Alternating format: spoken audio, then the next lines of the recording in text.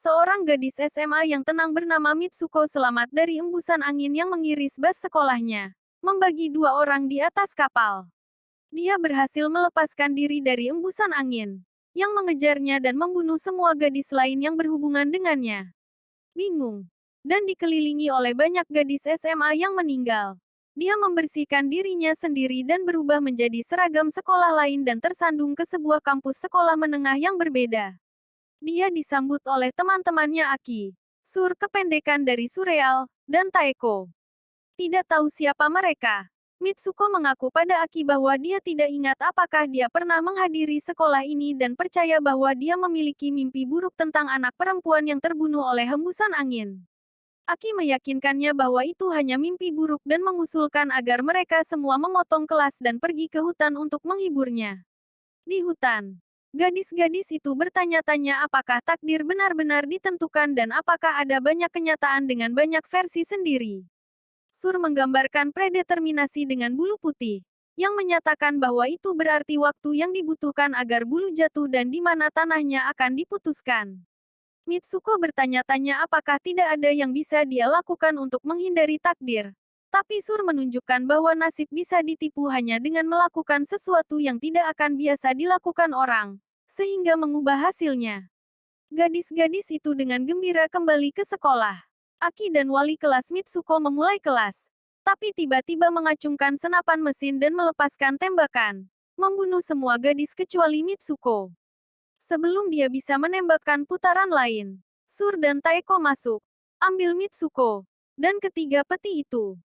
Seorang guru wali kelas lainnya, yang baru saja membunuh seluruh kelasnya sendiri, menemukan dan membunuh Taeko dan Sur.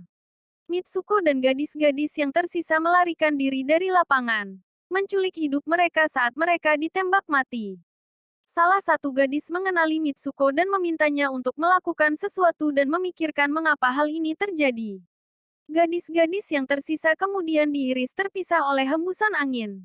Mitsuko terus berlari, dan kemudian mendapati dirinya berada dalam situasi yang semakin surrealis di mana identitas dan penampilannya berubah. Pertama, sebagai pengantin wanita bernama Keiko pada hari pernikahannya, yang dipaksa menikahi seorang pengantin laki-laki yang aneh dengan kepala babi hutan sementara tamunya, semua perempuan dari sekolah sebelumnya, mengejeknya.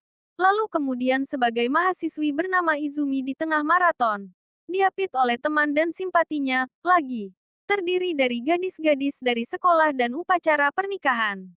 Dalam setiap skenario, dia didukung oleh versi temannya Aki, yang membujuknya untuk berperang atau mengalihkan perhatian penyerangnya, yang terdiri dari pengantin pria dan dua guru wali kelas dari sebelumnya. Dalam setiap skenario, dia harus melarikan diri sementara gadis-gadis di sekitarnya dibantai dengan berbagai cara. Setelah bertemu dengan sekelompok gadis yang terus mencoba membunuhnya setelah menyatakan bahwa selama dia hidup, mereka semua akan terus mati.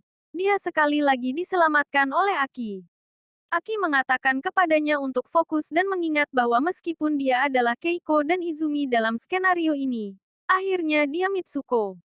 Setelah kembali ke penampilan aslinya sebagai Mitsuko, Aki mengatakan kepadanya bahwa mereka berdua dan semua gadis berada di dunia fiksi yang diamati oleh seseorang, dan mereka akan terus memburu Mitsuko dan mencoba membunuhnya saat membantai yang lain. Gadis kecuali Mitsuko, sebagai tokoh utama, melakukan sesuatu untuk mengubahnya. Masing-masing skenario yang ditemuinya adalah dunia yang berbeda. Dan untuk mencapai yang terakhir, Aki mengatakan kepadanya bahwa Mitsuko harus membunuhnya secara brutal. Disiapkan oleh Aki, Mitsuko dengan enggan membunuhnya dan sebuah portal terbuka di hadapannya.